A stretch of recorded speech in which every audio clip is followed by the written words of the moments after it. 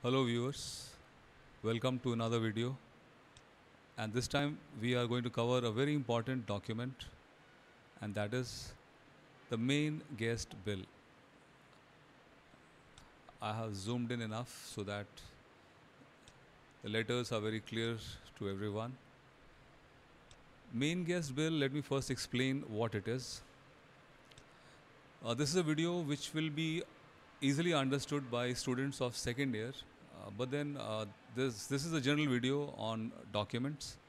So main guest bill is a record of all guests who have the facility of charge privilege. Charge privilege is an option that is given to all the guests who are staying in the hotel, that they can make purchases from various outlets like restaurant, laundry, spa, health club, and they can simply sign the vouchers produced by these outlets. These vouchers will be forwarded to front office, where they will be entered, they will be posted in this document called main guest bill. So since this contains a lot of details, so I'll have to be a bit fast, and I'll not give much detail just to make the video short. This main guest bill is opened either on arrival or at the reservation stage if the guest decides to pay us some advance amount. So if he has given advance at reservation, and if he has shared his credit card with us at check-in, then this bill will be opened for him. And details like name, I think we all know that. But let me first explain from top here. The contact details, this bill will be given to the guest as a reference. And in case he has any complaints against any transaction, any charge, if he or she detects any calculation errors, then they can simply contact us through these numbers and email address. Once again, the unique number of this document, and this document also is made into multiple copies in manual system. All the copies will have same number, that is 327. But the way to differentiate these documents will be through color. So 3 copies of a single document will be in 3 different colors. So this document has 3 copies. One is given to the guest, which is the original copy. Second copy is the auditor's copy, the accounts copy. And the third copy is called stationery copy or the book copy. And it stays in this book for future reference in case the other copies go missing. So this is a copy which we'll discover when we go down, like whose copy this bill is. Here, look at this cash and credit. If the mode of payment is cash, then this bill will only have entries for room tariff and taxes.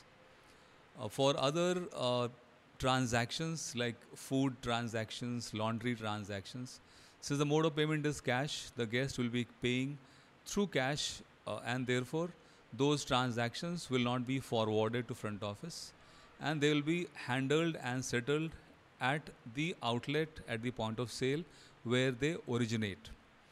But in case the guest is using a credit card to settle his or her bills, then he is given a facility called charge privilege, where he can buy on credit from various points of sale and pay once at departure.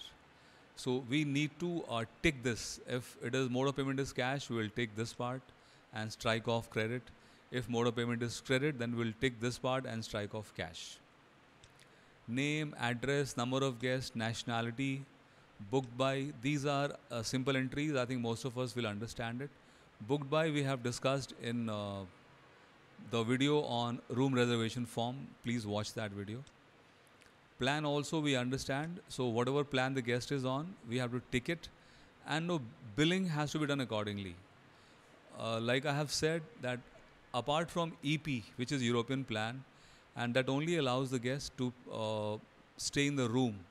For everything else, he has to pay. But other plans include food element as well.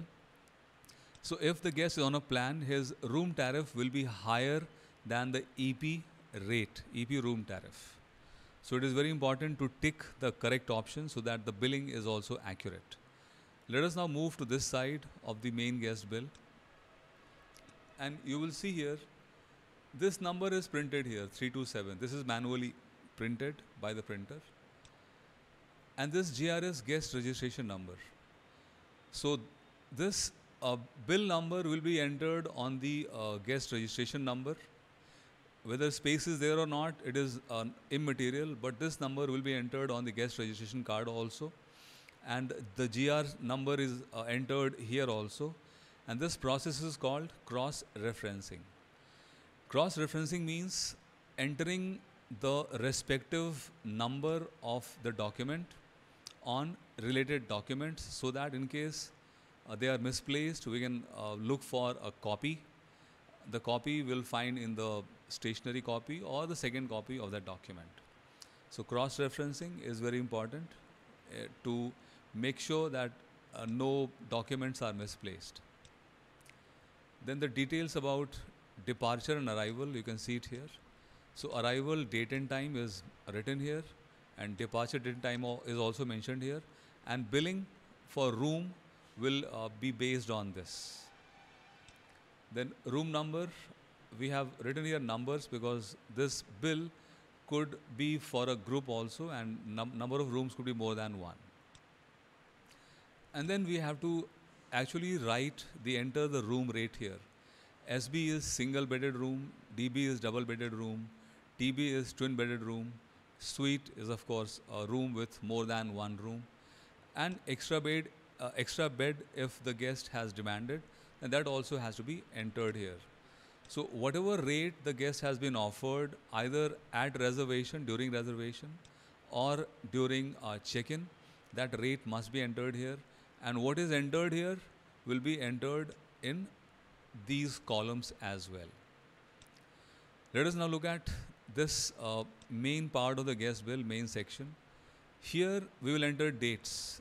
This is like the first date of arrival, second date of arrival, third, fourth, and there are, I think, 7 columns. Let us count it. 1, 2, 3, 4, 5, 6, 7.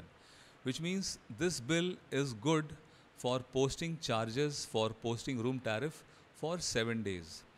In case the guest stays for an extra day after 1 week, let us say 8 days, 9 days, then in that case the hotel will have to add a similar folio like this, but the number of that folio will be different. And we'll again have to do cross-referencing. We will enter this number on the second folio, and we'll also enter the number of the second folio on the original folio. So that cross-referencing is always done so that documents are not misplaced. Now, here, these are the charges which a guest may incur while his stay in the hotel. Apartment is nothing but room tariff. Breakfast is if he is like taking a breakfast from buffet. Lunch, dinner charges, I think it's easy to understand, I'll not explain much. Any consumption from bar, beverages will be entered here. Any cigarette consumption will be tobacco. Maybe this beverages is for a mini bar, and this bar is separate. Car hire charges will be entered here against this row. Restaurant, any charges will be entered here, date-wise. And here we post things like luxury tax. Like I said, this is a very old document, and luxury tax and sales tax, these are no more applicable in India. Now what we have in India is GST, goods and services tax. So in a modern PMS, this has been replaced by GST. But luxury tax is levied on 5-star hotels. It is our history and we must know about it. Sales tax is a tax on any sale. And we also need to understand that in our country, in India, there are at least 3 types of taxes levied by 3 governing bodies. The national government will levy national tax. The provincial, regional government, state governments will levy state taxes. and local city and town administration government will have their own taxes. So whatever taxes are applicable on hotel guests will be mentioned in this and they will be charged. TOT, I do not know, but it could be a turnover tax. Uh, Local call is, I think we understand, telephone call for short distance. Trunk call is again a historic uh, entry. Trunk calls were like calls, long distance calls, booked by a caller who did not have that STD facility in his telephone. STD is subscriber's trunk dial that allows you to make long distance call without going through the telephone department's telephone operator.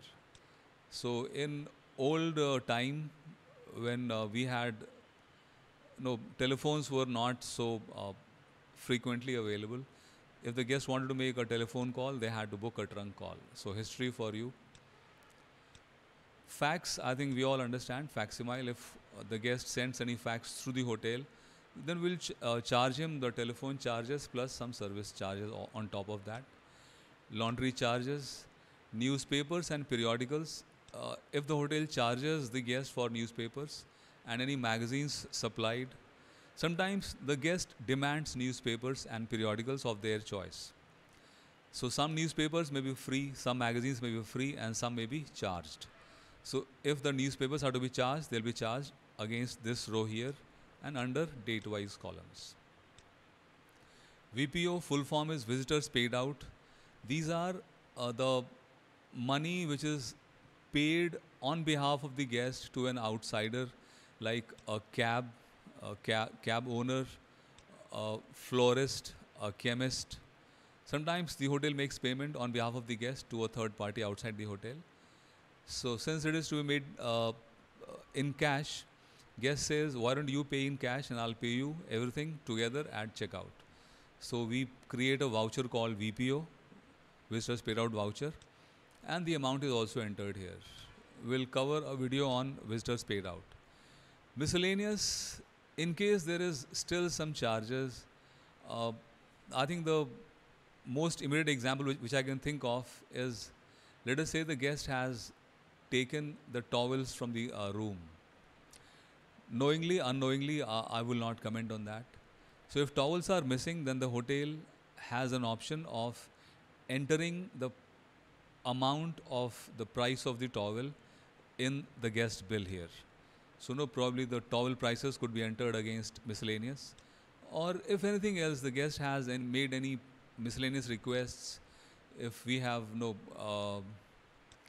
given him milk which is not in the menu and we have charged him some money for it, that could be here in miscellaneous. Let us just look at all these charges once again from here, and then here we'll have a daily total. This total, this total is nothing but the total of all the charges incurred by the guest on this particular date. This is the date here. And then the totals are of two types. This is the debit total and this is the credit total. Second year students will understand this easily, but others need to understand what is debit and what is credit total. Debit totals are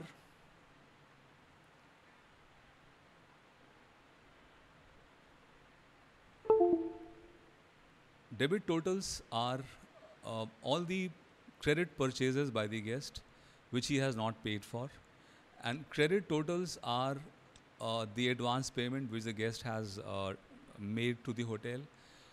Sometimes the hotel also gives allowance to the guest for poor service, bad service. So that also has to be entered somewhere, and that becomes the credit. Since there is no entry of any allowance in this, so we cannot think of any such transaction here. But credit transaction would be any advances.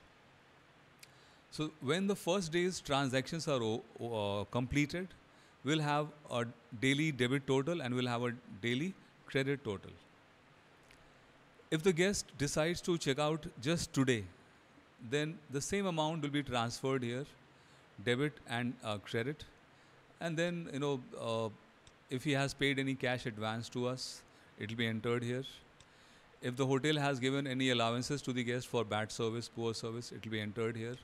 So all these will be subtracted from this guest total, debit total.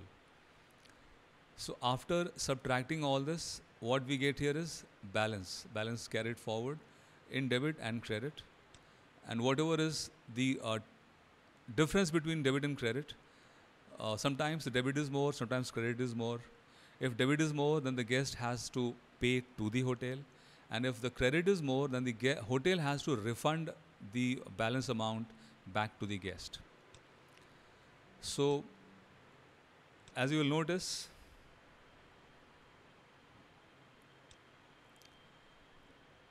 on the second day, again charges will be entered.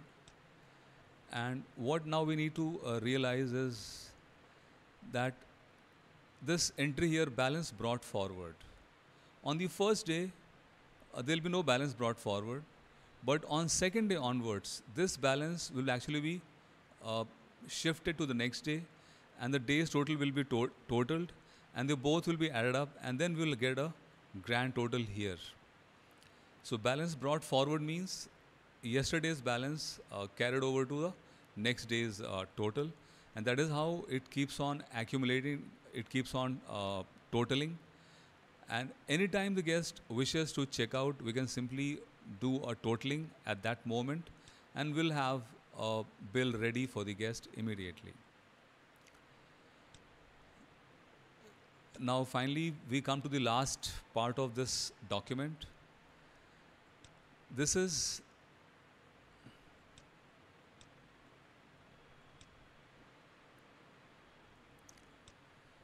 for the guest to fill, like he has to say checked and found correct, and he has to sign it. If he wants the bill to be sent to his company or to a travel agent or to an airlines, then that address will be mentioned here. The guest may fill it or we may fill it, and of course the guest has to sign it. This signature is a proof that the guest agrees with the guest and with the bill, and he has no objections, and it is kind of a legal protection for the hotel. Let me just zoom out a bit. It is zoomed a bit extra. Now we have this checkout time, what time he is checking out. In case he is checking out much after the checkout time, which is 12 noon, then he has to pay extra for it. If the mode of payment is credit card, then this column has to be filled up. This column is for the credit mode of billing, and this column is for credit card mode of billing. So credit card number and date of expiry. Many people may worry about the credit card number being shared. These days in India, we have that two-step verification of the guest, where the guest has to share an OTP with the merchant for the transaction to be complete. But still, we do not write the entire credit card number on the public document, just to protect the guest from any legal fraud.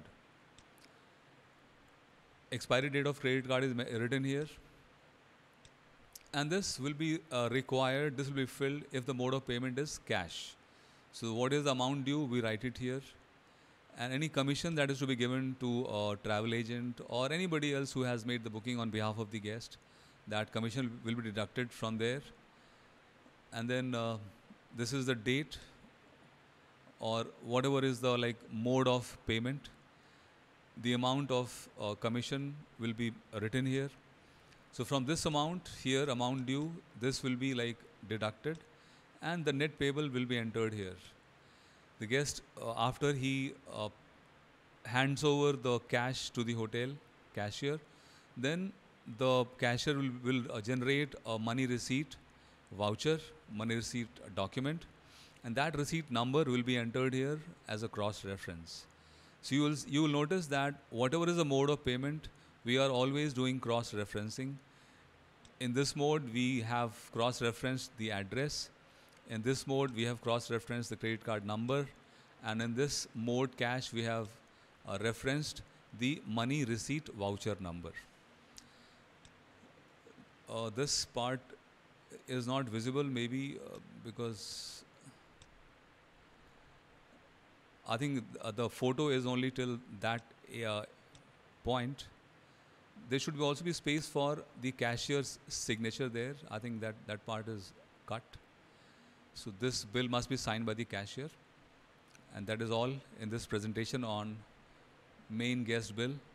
It was a long video because I wanted to cover it in one go so that there was no confusion. And even I spoke with a single-minded focus. Thank you very much for watching this video. I hope it was useful. And if you have any questions, any doubts about this document or my presentation, please ask through the comment section of this video. Have a great day. Have a lovely day.